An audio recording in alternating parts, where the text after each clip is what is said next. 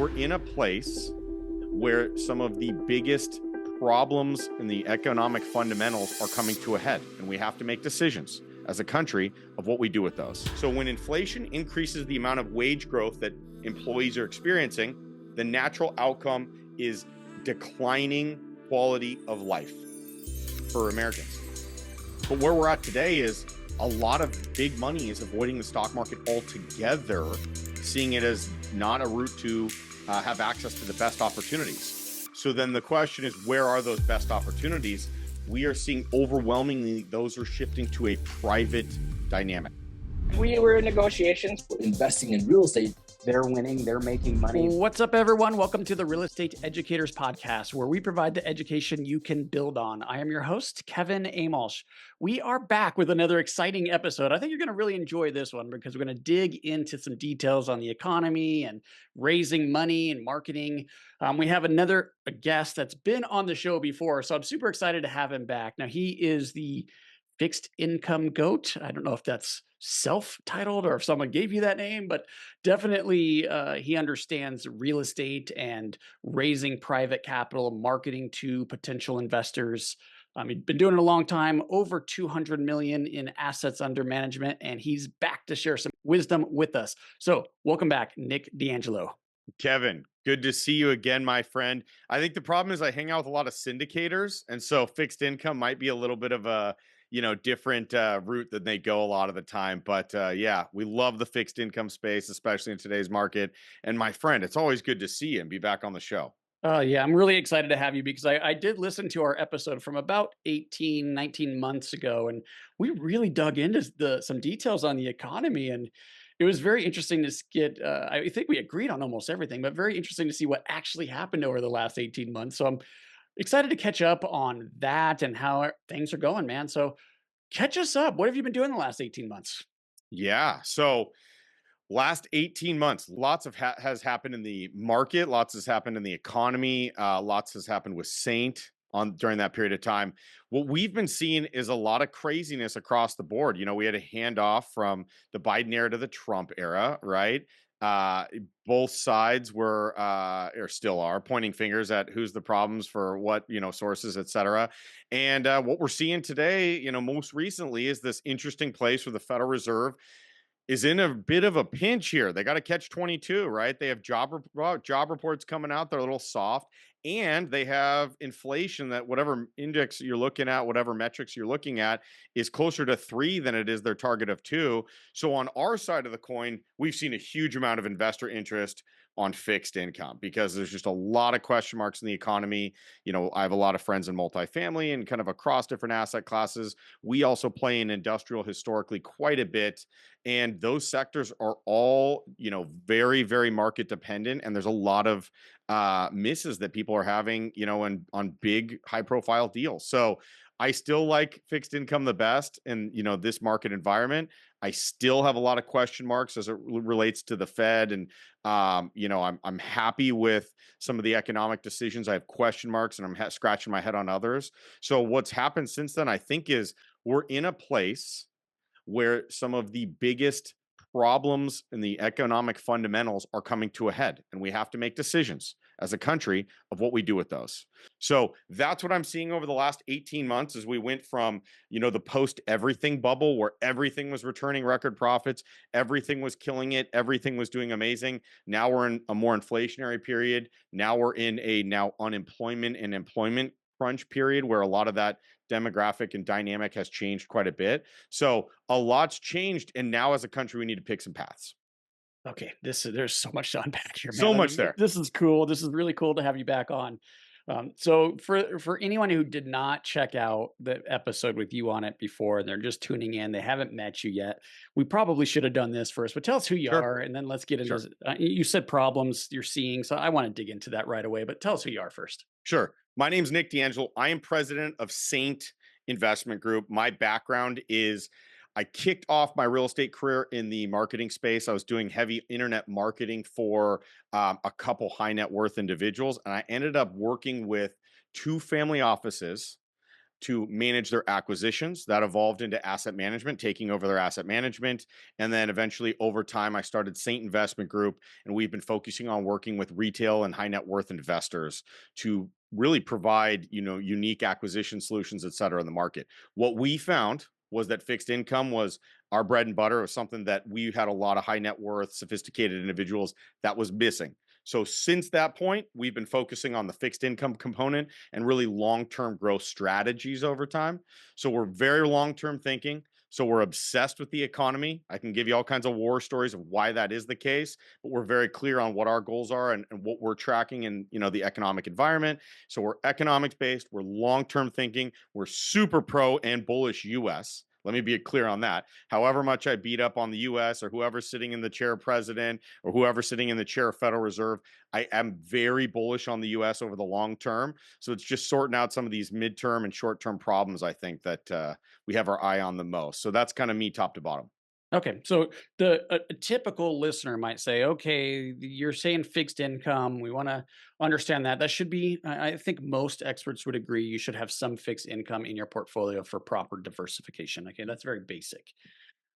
But I'm just curious, when I think of fixed income, I immediately go to debt, like US treasuries, maybe corporate bonds, something I could buy in my Fidelity account.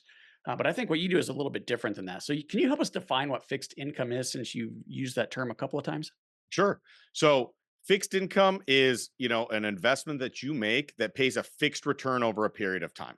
So it's something that you can expect on with a much higher degree of certainty than, say, equity investing or something that's a growth perspective where you're betting on appreciation or you have other things going into the cake that are less fundamental to the investment strategy. What we focus on specifically was we were tasked with figuring out what we felt was the number one asset class in real estate that could perform on a fixed income basis. What we found was single family housing. There's all kinds of fundamentals there. There's the fact that, in the US, we have a housing shortage of about 6 million homes. There's the fact that since the post 2008 crisis, that the U.S. government has gotten so involved in the mortgage market that they own, guarantee, or insure at some point of the life cycle over 80% of mortgages within the U.S. There's the fact that if you look at the mortgage market of the U.S., the vast majority are 30-year fixed rate terms. Nowhere else in the world is like that whatsoever. They have various models. Some utilize pieces of that, nothing like we do here. So what we found was a perfect combination for what our investors were looking for. What we do is invest in mortgages backed by single family homes with the idea of, 10, 20 plus years of stabilized income on the back end. So there are growth strategies in this market today that are amazing. And there are amazing providers of those. We liked our approach to fixed income because that's what our investors were looking for, our class of investors. So there are fixed income opportunities like treasuries. What we find from our investment group, hundreds of people, what we find is that they don't like that margin, right? Because we're talking 4-ish%, right? Whatever day you look at it, it's roughly 4-ish% on treasuries today. And then we have inflation at 3, right? So 1% is really your net-ish there. So our investors are much more bullish on real estate. They're much more open to the private investment markets. And so they're looking for something to offset risk, right? Simply put, they want a higher return. They believe that offsets more risk as long as it has solid fundamentals backing it up, than having a 1% margin for error on treasuries. Because again, if inflation spikes or we see tariffs or we see trade wars or if we see literal wars, all that could be underwater and your bonds are underwater. So that said, we focus on higher yield. We focus on real estate backed. That's what we always play in. And I like that model the best personally. Yeah, and you and I, this is why we get along so well, because that's the business I'm in too, right? We're a Yep. single family home debt business as well. It's easy to get those higher returns, and it's backed by real estate, not the government. So it's not 100% guarantee, but it's getting close. I've got to be careful what I say, but we've never experienced a loss to an investor in 17 years. But it is possible, right? Sure. I don't know why I'm going off that little tangent there, but yeah, I agree with you. The real estate fixed income is the way to go.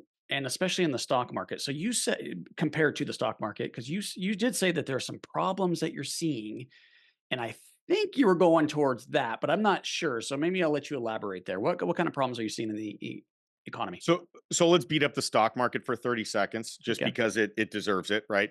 But I love the stock market. I think historically the stock market was the great diversifier. It was the great access of everyday investors to be able to invest in a market with hundreds of companies, thousands of companies that they had access to.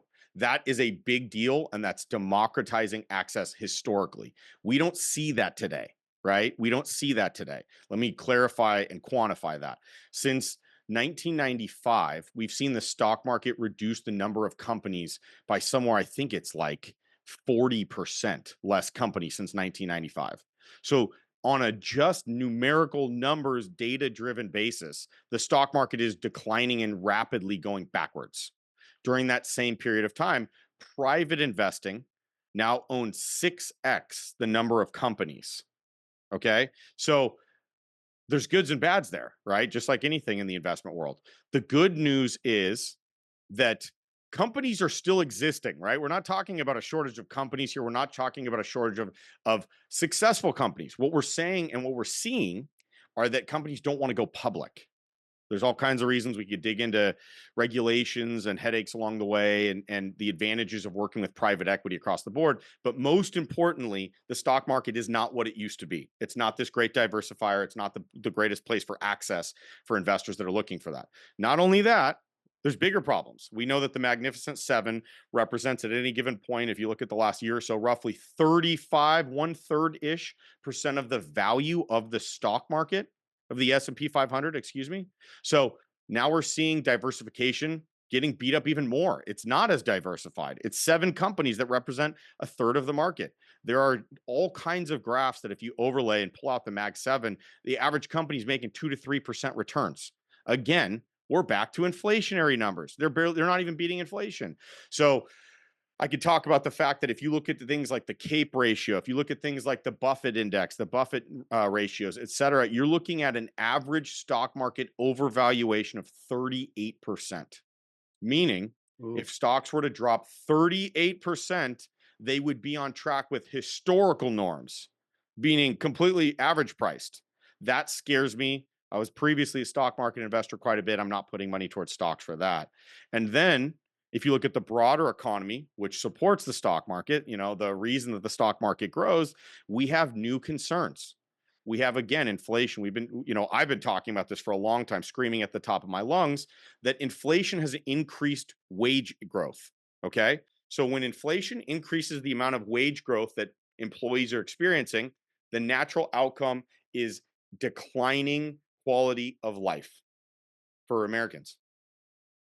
So in that case, people are more strapped for cash.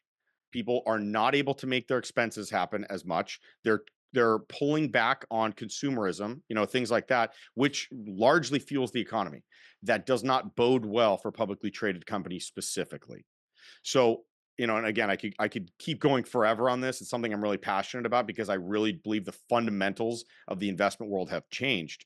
So we're stuck between a rock and a hard place there. We also are now seeing employment numbers that, now that they've been adjusted, we're seeing roughly 20 to, in the 20 to 29,000 range of new jobs created every month for the last handful of months. That is terrible, right? That's extremely low. We're used to seeing in the hundreds and hundreds of thousands.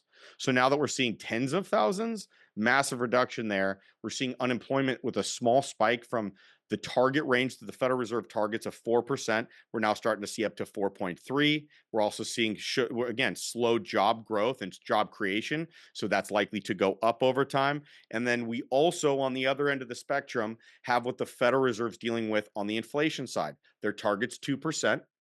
They're roughly about 3. So they're 0 for 2 on the only goals that they have on the Federal Reserve side. So what I believe happened on the last rate cuts is that Jerome Powell had to make a decision, and he had to choose supporting the labor markets or supporting, the currency markets and the finance markets, aka inflation. I believe he chose the employment markets this time around. Okay, there's a lot to unpack there. Let me go back to the stock market Sure. quickly, and then I want to get to the dual mandate. So you said you referenced the Buffett indicator, which for the listener is basically how large is the stock market as a ratio to GDP. So it's just one thing. It's just one way to look at the market. If it's priced appropriately, over or undervalued. And Buffett was a big fan of this, right? So to give the listener an idea, and so I'm going to challenge you here, Nick, because the Buffett indicator says that the stock market should be roughly 95%. Some will even say less, 85 to 95% of GDP. It's over 200% of GDP right now. So you said about 30% overvalued. I could make the argument with this, at least with this one indicator, that it's over 100% overvalued. So that'd be 3 times what you thought. So the CAPE ratio was what I was actually quoting, that 38%. But Okay. I wanted to just throw other, factors that people could consider and look up. But yeah, way overpriced. You go ahead, not to cut you off. No, that's. I was going to say, how do you feel about that? Because what you're saying is that there's a consolidation, and there's 7 major companies, at least in the S&P, which is the 500 largest companies, right? No diversification in the S&P at all right now because it's the Magnificent Seven. So you said it's not like it used to be. So maybe the Buffett indicator isn't as important. I don't know that. I just read that and it like scares me a little bit. So if the Buffett indicator was the only thing that we were looking at, I'd say, maybe there's some other data that's, contradictory to that we could really dig into. But as you dig deeper, as we've dug deeper, that's just not what we're seeing. We're seeing that more data actually supports the Buffett hypothesis of it being wildly, wildly overvalued. I look at the CAPE ratio, the cost adjusted price to earnings, right? And what that over time says is that it's roughly, last time I checked in the last couple of weeks, 38% overvalued. So if stocks dropped 38%, they would be on track for historical norms. Nobody listening to this right now would be okay with the stock market dropping 38% and just saying, well, it's back to historical norms, so it's okay. No, that would be devastating. That would devastate IRAs. That would devastate 401ks. That would devastate the everyday investor in numerous ways. So then we take the Buffett indicator. Warren Buffett's sitting on what, roughly 283 billion right now. Is that the most recent? I think he spent a few bucks recently, but we're talking hundreds of billions that he's sitting on, and his interviews are not positive. He's basically saying he doesn't know where to put the money. And that's Warren Buffett. That's Warren Buffett, Uncle Warren, the source of real, true market value-based investing. Can't find things that are worth the value. So my concern of what this means for everyday investors are that they're not getting the diversification, that the growth is more bubble-ish growth, right? Less fundamental growth, less value-based growth.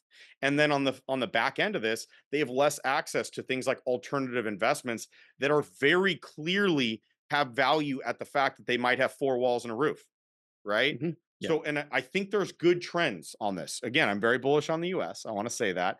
The bullish aspects of this that I would note, one, and I've honestly, politically, I am an independent. So I vote both sides of the aisle.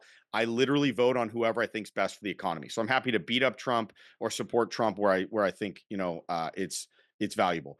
In this case, Trump has an effort for 401ks and IRAs and other types of retirement vehicles to have better access to private investing. That's been a big effort on their side, on their administration across the board. I think that's very positive.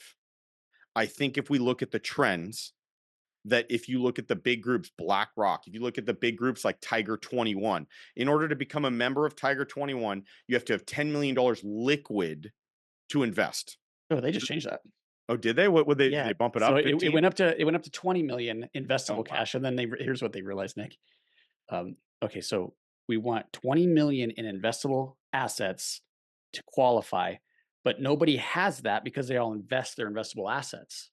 So they just retracted, and now it's 20 million net worth. Oh, okay. So that's So new. That's new this year. Moral of the story is we're not talking everyday Yeah. people. We are talking a sophisticated top 1% of 1% sophistication level, multi-generational wealth at many points in the Tiger 21 group. So when you're looking at these groups, you can literally find what these people are investing in. I would encourage you, Kevin, you'd get a kick out of this. Check out what the most recent breakdown of portfolio looks like for Tiger 21. I did. Did you? Yeah. Did you? Okay. It's heavy VC. I was very surprised. It's up 6x the number of companies that are with different VC groups at different levels since 1995. So there's a lot to go around, and they've, have different strategies. But also look at real estate. So we'll share the screen. I know a lot of people consume this in their cars on the way to work or whatever. So we'll just kind of describe for you what we're looking at. But he's going to pull it up here for those YouTube viewers so you can see what the Tiger 21 portfolio breakdown is. Yeah, this is what is cool about what Tiger 21 does is they have what they call portfolio defense. And every meeting you go through this, one person presents to the group, and it sounds like you just kind of beat each other up and try to become better investors, right? Investing is a big piece of Tiger 21. There's more to it than that, but that's a big piece of it. All right, so what are we looking at here?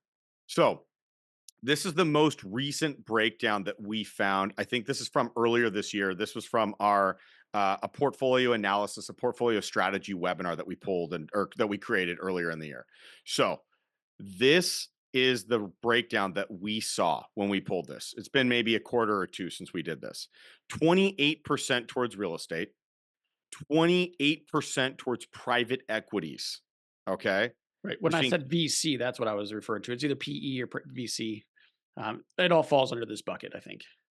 Currencies only 1%, commodities only 1%, miscellaneous only 1%. So this is a pretty weighted, like pretty clearly weighted breakdown of where big money's putting their money, especially, private groups, family offices, wealthy investors, etc. So this is one. I love this breakdown. It just is so telling. Yeah. And where does crypto fit in here? that's Miscellaneous, good. I guess. I think it goes into cash and cash equivalents. I don't want to 100%. I'd have to look at the breakdown on our side. Again, this is from a couple quarters ago. This is from but we typically check it regularly. But this is the last time we broke down the chart and kind of added it to one of our presentations. I mean, the point is that the wealthiest people are not all heavy stock market. Not anymore.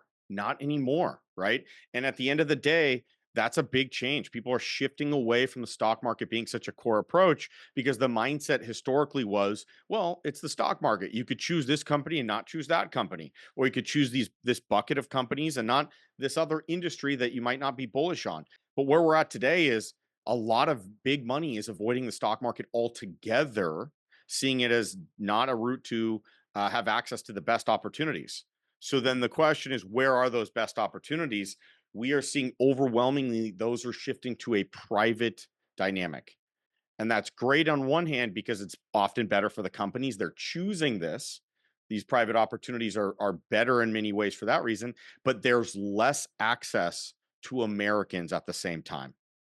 So now we have a difficult situation for people in the investing world where they're likely going to have to roll up their sleeves and get a little more sophisticated with finding private investment opportunities like the big money guys are. This episode is brought to you by Pine Financial Group. Pine Financial is a private lender specializing in short-term rehab lending to real estate investors. Got a property that needs some love? We can help.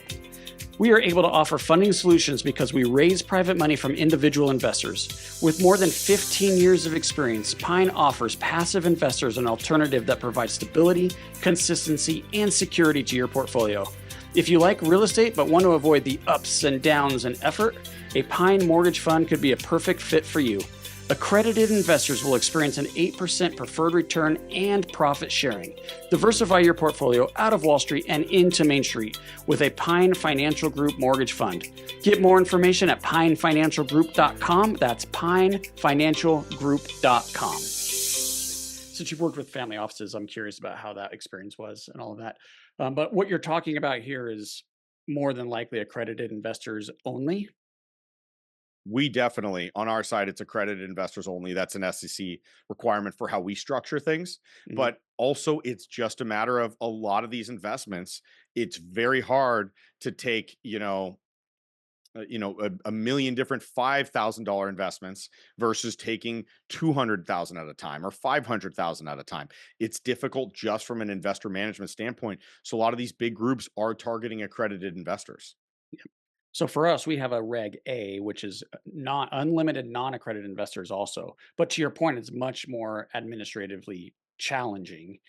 So we have to manage that, of course, but we have both options. But I do know that most people are accredited only. It's a little safer, less regulatory, less compliance. But Yeah, to your point, where are these investors finding these types of deals? Why don't I just ask you that question? Where are people finding these types of Sure. deals that don't want to invest in the stock market? Sure. Word of mouth is still a powerful tool, not just for the funds and for the fund managers along the way, but it gives people a higher degree, it gives potential investors a higher degree of certainty knowing that someone has a direct experience with a group. And then also it's the good old fashioned Google search a lot of the times. I know on our side that we're very active. We put out a lot of information, we put a lot of education. That's a passion project, to be equal, to be clear. That's an equal part passion project and an equal part something for our company and that benefits our company along the way. But yeah, I mean, on our side, it's trying to give financial education, entrepreneurship, and then support things that we feel passionate about, like building a strong family dynamic, growth of our demographics in the U.S., things like that. That we're really trying to support people that want to go the right direction with those things. All right, I want to get into the dual mandate because this is a concern that I have, and you already alluded to it. The Fed is in a tough spot because they're fighting two different battles here, and it's hard to win them both. In fact, we call that stagflation when they're both going the wrong direction, which is a concern of mine, by the way. But inflation, you've mentioned that a couple of times, around 3%. So the way I understand inflation, there's two types of inflation. One is price inflation, which is what we're talking about here, CPI, PCE. But you also have the money supply. So if you increase the supply of money, that is the technical definition of inflation. It just happens to be when you increase money supply, you increase prices. So here's what my understanding is, Nick, that real inflation, just the money supply increasing, is closer to 5%. Actually, it's a little north of that. We're seeing price inflation around 3, which is what you've said a couple of times. So I believe that and I can make the argument that we're $2 trillion in deficit this year alone, and we have another 9 point something coming due at a higher interest rate, which we talked about on our last episode. So we might see 10 to 11 trillion dollars of new debt this year. That's inflationary as well. So with those two things in mind, I'm concerned that inflation might be rising in the near future.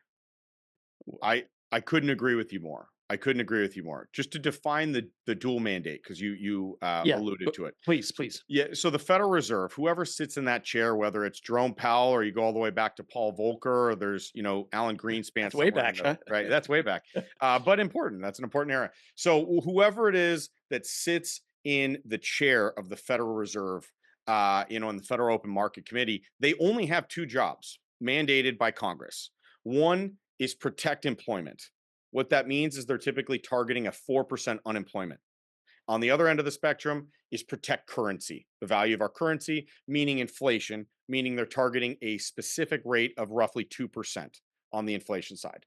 Here's what we know, Kevin, with 100% certainty. We know that 80% of every dollar has been printed since 2020.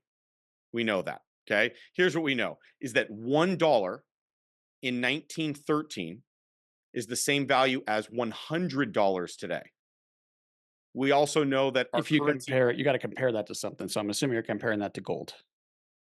I believe so. Yeah. I mean, Yeah. it just purchasing, it's just purchasability really. Yeah, But okay. I would have to look at the exact parity there. But, and then the other is that we've lost over 85% of our purchasing power on the dollar since we left the gold standard in 1971. So we know that if you look at very wise minds in the US, let's go back to Warren Buffett, that, he has a famous quote that, and I'm going to butcher this slightly, but that the goal of any government over a long time is to devalue their currency to zero. Okay. That over time it That's benefits them to significantly devalue their currency, especially when you start getting into debt. Because like you said, 2 trillion that we're in deficit this year, 2 trillion being added to the national debt this year alone, and that's expected to rise by the mid 2030s to 3 trillion a year on average. So we're going the wrong direction any way you cut it. We're not getting this more on track, it's less on track. So all that said, do I think inflation is going to rise? I think it's absolutely going to rise. I think the inflationary pressures are already here. I think not just because of our overprinting and mishandling of the budget, which is the very obvious one and very important, but also demographically, right? The US, if you look at things like demographics and population growth, we are on the tail end of the baby boomer impact on the job market, right? A lot of them are moving to retirement. We're over halfway through that. They're the largest generation we've ever had and the wealthiest generation we've ever had. They had a massive impact on the US, but they're over halfway moved towards retirement. So now we're seeing that this huge generation is leaving the workforce and they're being replaced by two generations down, Gen Z, a much smaller generation, a much smaller impact on the workforce. So you see labor rates going up. We also don't have the same demographics and population growth, right? Any population has a 2.11 fertility rate, meaning adult women that are having children have to have on average 2.11 children to maintain a population, break even on the population side. I think we're around 1.6, 1.7 today. So pretty notable, below the high water mark of what's needed just to maintain. So all those things are inflationary across the board. And then we add in things like tariffs. We have things like supply chain issues, potential wars, all of which are inflationary along the way. I think there's a lot of pressures on inflation right now in the upward direction. Since we're scaring the shit out of everybody, let me Yeah. just share something with you. I saw this chart maybe 2 weeks ago, Nick, and it's about where other countries, not US, is holding their reserves. So every country has reserves, right? And it all comes back to the dollar. That's the reserve currency. We know that. But the other countries, if you look at a graph, the percentage of total reserves, what asset are they held in? Gold just passed US treasuries for the first time in 30 years. Countries are not wanting to hold the reserves in the US debt market anymore. And as a big part of that is confidence. It's all confidence, obviously, but the sanctions on Russia, the other conflicts going around in the world, the collapsing of China. So it's just safer in gold. And the reason I bring that up because it is scary, because you can see some downgrades in U.S. debt, but also that's got to drive up interest rates, in my opinion, because if you're issuing securities and the long-term security that the government issues is the 10-year, and that's how they price mortgages. So if you're going to issue long-term debt, the 10-year, and nobody wants that debt because they'd rather have gold, you have to pay a higher interest rate on that 10-year to get other countries to buy it. Am I thinking through this correctly? I absolutely agree. But I would put a fine point on the confidence word that you used, right?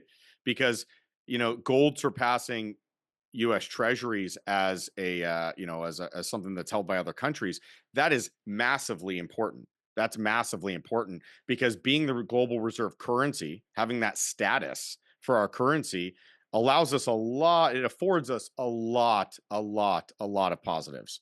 And on the It flip side, allows us to print, right? I mean, that's what gives us the ability to do that. because we always have a buyer of our debt. Exactly. Right? Right. So when we print that debt and we issue our treasuries on the back end, there's always someone to buy it, is the assumption that we've been going under for 30 years. 1971, when we got off the gold standard, what we saw is that countries were pissed. They're furious because now the dollar was pegged to nothing. Right? Mm-hmm. It was truly a fiat floating currency at that point. Yeah. And so a promise. Yep. And we in 1971, a lot of strong things going on in the US, especially comparatively in the world. We said, no, we're going to do this 2% target for our central bank, the Federal Reserve, right? And now we're seeing that float further and further away from that with more upward pressures. So I don't blame other countries. Now, the reason I would say I'm still bullish on the US after we just scared the shit out of everyone. I'm sorry. But that really surprised me, Nick, when I saw that. I was like, I didn't have any idea. I was like, ooh, this makes me question if mortgage rates will come back down. That's why I wanted to bring it up. So the interesting discussion gets to what are the alternatives, right? Where else would you go? Let's say you really wanted to buy, a central bank's currency or excuse me, a central bank's treasury equivalent across the world. Where else would you go, right? What other currency do you trust as much as the US dollar? And that's a very, very weak list, to be clear. It's like Japan, and maybe that's it. I don't know the answer, but and their debt to GDP ratio is what, like 260, right? Sure. And so we're around 120, 130 in the US right now. That's going the wrong direction still, but still 120, 130. Japan in the 260-ish, 230-ish range. China's around there. If you add up all their debt, they brag like an 80% debt to GDP. No, they're like mid 200s if you add up all their debt and their regional and county debt. Nothing that's true. None of that's true. And you can't even trust their statistics, right. right? You can't even trust their stats. So all that said, that's even what they're willing to report, which is going to be a lot worse. And then what are you going to do? The euro? That's a fractured bond market, 27 different countries, 27 different bond markets. So no, it's not an equivalent to the US. So we're still the best. We're still the, front runner of all that. We still have what, AAA plus? We got downrated slightly. So where else are you going to go?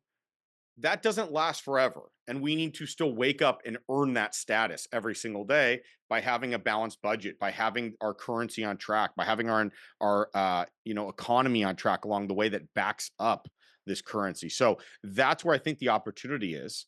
And that's why I vote economically is one, so that Americans can have a better quality of life, which leads to all kinds of great outcomes. Two, that they have more disposable income to have bigger families, which is a 30+ year investment in the country. And then three, because if we lose this reserve currency status, we are in deep shit. It gets real messy. So I think the number one issue in the country today is literally a balanced budget, just not to beat around the bush. I 100% agree with you. And I also find that these targets that you've referenced a couple of times interesting. So you said the 2%, which is very public. And then that's the PCE core. There's really four inflation numbers that they track. There's headline and core for both headline and core for both CPI and PCE. Sorry, and it's the core PCE. I think what is it, almost 3% right now. I think you've said that 2.7-ish. I think was last time. But what's interesting about that is the long-term average is over 3%. I think last I read, the 50-year average was 3.2. So my question is, where does the 2% number even come from? And why is that? Why is 3% so much worse than 2? And then on the unemployment number, we're at 4.3 right now, and we're still at about a 1-to-1, one person looking for a job, one job opening. That's a very efficient market. Now, I'm looking macro. I know certain sectors are struggling, and I'm not trying to dismiss that or not be sensitive to that, because I know there are people hurting right now. But if you're looking at the big picture, it's about a 1-to-1, and we're at 4.3. So I would make that argument that maybe you don't really get nervous about unemployment until you're closer to 5%. I don't think the numbers are as bad as people are thinking right now. So I go both ways on that. I'll just give you a counterbalance, just a counterbalance. Yeah, I want to hear it totally. So the 1-to-1, I'm tracking with you on that point. Where I get concerned are the long-term unemployed. Okay. And then the first-time jobless claims, right? The first-time unemployment claims. Okay. Those are the two numbers where I have major concerns. The first being that when you start drilling down into the numbers in the balancing act that go into the employment markets, when you see the long-term unemployed, unable to find jobs, let's quantify those numbers. 25% of people looking for jobs have been looking for over 6 months. So the trend question is, do we have a market that doesn't have placement for 25-ish% of the job lookers at any given point in time? That's where it's much more difficult for me to look at it 1-to-1. Because if it was a 1-to-1 and the average, time to find a job was something like 90 days, I'd be like, yeah, I mean, still a hot market. Yeah, maybe less job creation. Yeah, 1-to-1. But that long-term 25% problem, I'm looking at that. And then you look at the younger generations. If you take, polls of Gen Z particularly, who really are not positive on the job market, and then you look at the correlation between having a college degree and their unemployment rate. There are college degrees, there are statuses of college where, I think it's like if you're a was it like a master's degree equivalent, your unemployment rate's like 9+%, right? These are scary numbers because the placement for these people on a long-term trend, that's where it gets scary. Historically, my family had kind of more of an immigrant mentality that like, look, if you can't get the job you want, you get the job you can. Right? That's kind of, that was more of the discussion, and you figure it out along the way. We don't even see that as a discussion today. It's, hey, I have a degree in this. I expect to be employed in this, and I expect to make a certain amount of money, and a serious expectation from the labor market. We're just not delivering on that, and it's much easier when there are more jobs to go around. But that's flipped dramatically. So that 1-to-1 actually scares me just with the long-term prospect there. I'm going to agree with you that it's scary, because I'm going to tell you a stat here that I think may have been missed in the conversation. But to counterpoint what you just said, if we dissected that 25%, I would be very curious in what those numbers look like. I don't know the answer to that. But how I don't know many of either. those are Gen X, as you just decided, that have this participation trophy mentality, and they just think that they should get something for nothing? And I know I'm being harsh here, but I really think that there's a problem with people on the unemployment that are expecting something that's not realistic for them, and they're not willing to settle for something that they probably should be, just because they're so used to the entitlement Mhm. problem.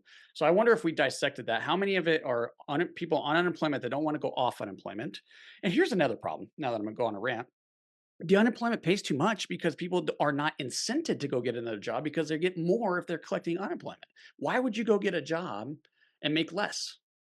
So I think there's more to those numbers than what you're alluding to here. So not to challenge you too hard here, but I'm just curious if you really dissected it, what that would look like. And then two, you had mentioned the 20 to 30,000 jobs per month number. What scared people and what tanked the stocks in that 1 month was the adjustment to June of this year that went negative, right? Negative 13,000. And then if you look at the year adjustment over 1 year, it's almost a million. So it's these adjustments that are coming back, and that well, and that's why Trump went on his little rant with the quality of the data. But so I mean, I don't really know. I'm just saying that I think a 1-to-1 is pretty efficient.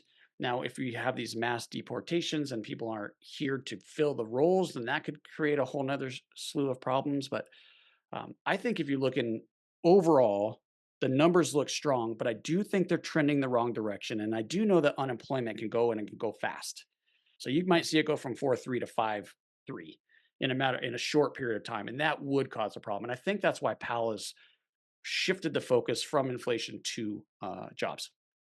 I agree. I agree. I think he's definitely shifted the focus from the inflation concern to to boosting the job market. So what I always think about on the back end of this is, what do we do about it? Yeah, I Right. was going to just ask you. We're getting Okay. near the end of the episode, so we just scared everybody. It's not great. Let's just be honest with it here, but that doesn't mean there's not opportunities. It doesn't mean that our personal economy has to suffer. So tell us what we do. So on my side, these are the three sectors that we're looking at.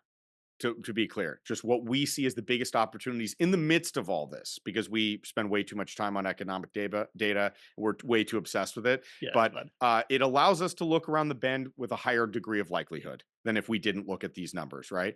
The three that I like: one, it's going to be housing in the US. Single family homes in the US. I think every time you drill down into the numbers, there's a huge pent up demand.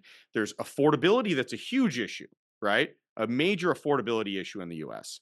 But there's still the demand there. There's still a shortage of 6 million homes. And I could, go into line by line, all kinds of numbers there. Number two, I do like industrial over the long term.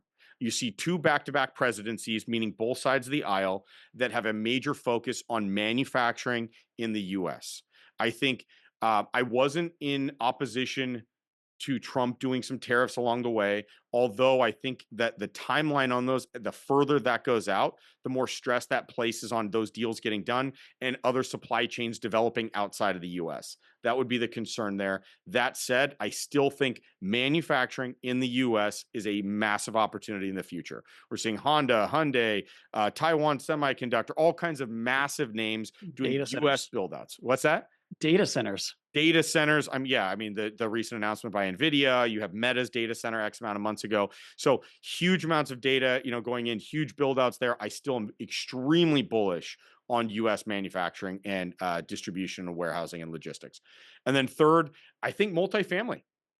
That's a bad word right now in some areas and some markets, and it's a fantastic word in other markets because you're buying deals with huge upside potential in the future, and it's just such a privileged asset class, whether it's the debt, whether it's the growth of certain markets, whether it's et cetera, et cetera. I think multifamily is very strong. So those three over a longer term trend, let's say 5 to 10 years, I'm still extremely bullish on throughout the real estate world.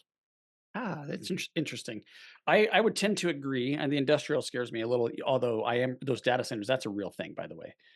Lots of industrial spaces getting absorbed into that.